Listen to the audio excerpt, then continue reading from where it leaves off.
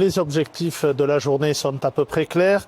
Ils sont inscrits dans la célébration de ce joli mois de l'Europe, le mois de mai. Aujourd'hui, il s'agissait de mettre à l'honneur le monde de l'entreprise, de donner aux entreprises un certain nombre d'informations depuis les prêts bancaires par initiative GAR jusqu'au portage des projets par le PETR. C'était de rapprocher en fait les entreprises entre elles et puis les entreprises d'un certain nombre de dispositifs qu'elles ignorent parfois. Le régime des aides aux entreprises en France est quand même assez compliqué puisqu'il y a plusieurs guichets sur notre territoire.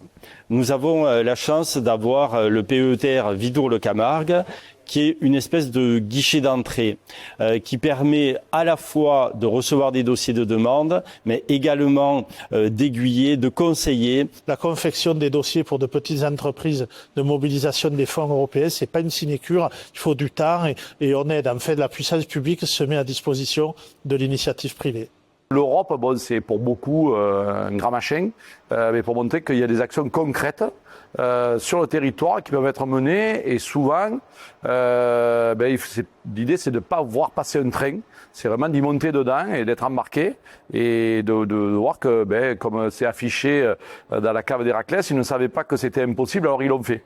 J'ai présenté mon projet donc à cette communauté de communes qui a monté le dossier et qui m'a aidé à monter le dossier leader et qui m'a orienté après vers le PETR.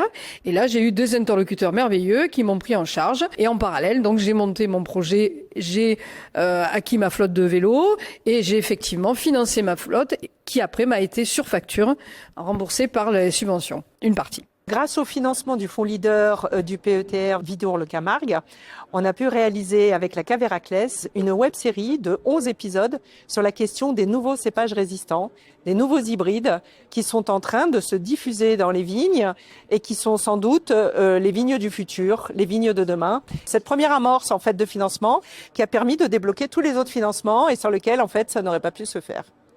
Les montants sont très importants. Par exemple, sur le fonds leader, c'est 1,5 million. Sur les fonds d'aide à l'aquaculture et à l'économie maritime, c'était 500 000 euros sur 5 ans. Oui, ce sont des millions d'euros qui sont distribués. Et je veux rendre aussi hommage à la région, qui est autorité de gestion en matière de fonds européens et qui nous fait confiance. Un chef d'entreprise en danger, c'est un chef d'entreprise isolé. Parce que c'est qu'on a tous la tête dans le guidon. On croit qu'en faisant des journées non-stop, marathon, ça va suffire, mais des fois, il faut lever la tête du guidon, venir profiter des autres et échanger, partager pour justement grappiller des informations. En plus, dans une cave, on sait ce que c'est que grappiller.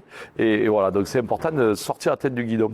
L'Europe n'aide pas que les territoires riches, les territoires des villes. Il y a de grosses actions dans les territoires ruraux, dans les territoires qui souffrent. Et c'est aussi une manière d'expliquer que tout n'est pas blanc, tout n'est pas noir, mais l'aide de l'Union européenne sur les territoires qui souffrent est très importante.